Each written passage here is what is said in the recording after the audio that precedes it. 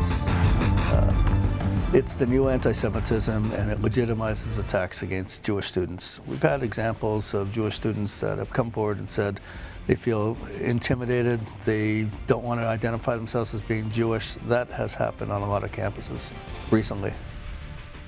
Well, he would say that, wouldn't he? That's the JDL, the Jewish Defense League. But actually, he's a pretty good guy and pretty fair-minded on this. Look, students are what they are. They're annoying, spoiled little brats. I was one once. I have kids who are now. I mean, it's an easy life. They're going to be radical. It's part of the game.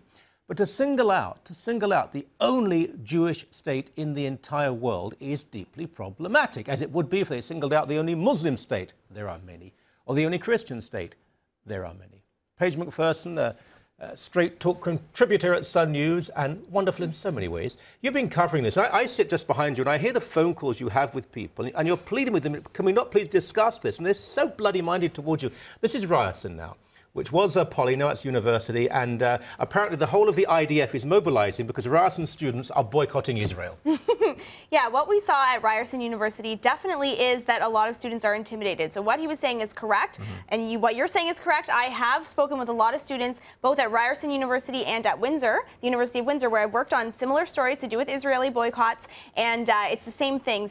Jewish students are scared on campus. At Ryerson, what we saw is that the student union, about 100 students was quorum at this annual general meeting. They voted to boycott Israel with a presence of about 250 students on behalf of the 38,000 or so students at Ryerson University. So let's make this entirely clear. This is always the way. Yes. 38,000, 30, 35,000, whatever it is. Most of them are just being students or having fun. Yep. There's a hardcore of 100 or so who are left-wing and they do this. But does it really matter? I mean, does it really affect the future stability and prosperity of Israel that a bunch of idiots at Ryerson say, we're going to boycott you? No, since the boycott, divestment, sanctions movement has started, it's not like Israel's economy has lagged or suffered from this. Of course not. And also what we see is that the university administrations also don't accept this boycott. We saw this at Ryerson. We saw this at the University of Windsor. Just because the students are saying something, it doesn't hold the university hostage to do that. All right, let's see a clip, because, I mean, these kids are extremely annoying, but let's see how they behave. Can the speaker please be seated? Be seated, please. Thank you. Please be seated.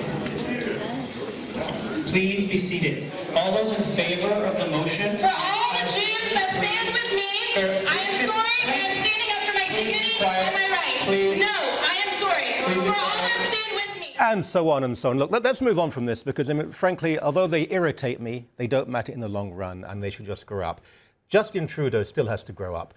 He spoke to an Iranian-language newspaper, media organization, Salam, recently. And let's just see a brief clip of what he said to them, please.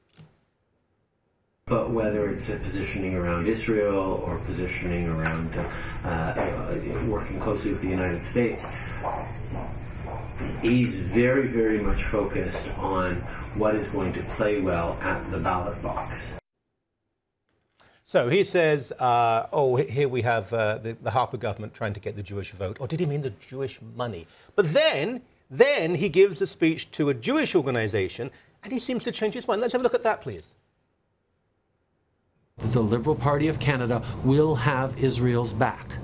Not because it's in our political interests to do so at home, but because it is the right thing to do. Oh, substitute drama teaching at its best. What do you think? Yeah, that speech was definitely peppered with a lot of big words, very dramatic. I was at this event last night, and it's for the Meir Hospital in Israel, the foundation there. And Justin Trudeau was actually given a Medal of Merit from this foundation.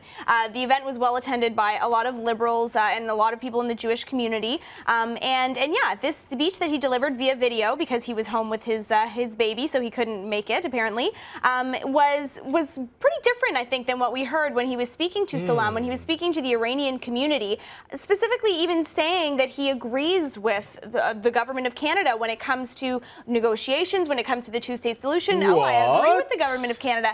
But he did make the point, as we saw there, that he's not doing this for political gain. He's not doing it to gain votes. But, I mean, he's doing this at a Jewish community event, and he's making his position clear on this, but he's not pandering for votes. I don't really know what the difference is. This is not the mainstream Jewish community. I mean, this is not. There are some organisations that represent the massive Jewish people in this country. This is more on the left, if you like, with a lot of liberal people. But it's extraordinary that he'll speak to Iranians and say, you have a right to have a nuclear program, and Israel has to change a little bit. Then he speaks to Jews and says, you're doing the right thing. And then he accuses Harper of being a hypocrite. Right, and at this very event, you know, there was a presentation on the threat of Iran. I mean, this is a big issue for the Jewish community. And and for everyone, absolutely, everybody in the free world. Right. And yeah, the double standard is interesting. Justin Trudeau said that his big difference, or the big difference that I picked up in his policy that he gave in this speech, somewhat policy, was that he thinks that we have to work within the United Nations. Yeah, he doesn't think anything. He thinks what he's had the same thing. By the way, can we boycott Justin Trudeau? You certainly can if you want. Thank you very much. Thank you.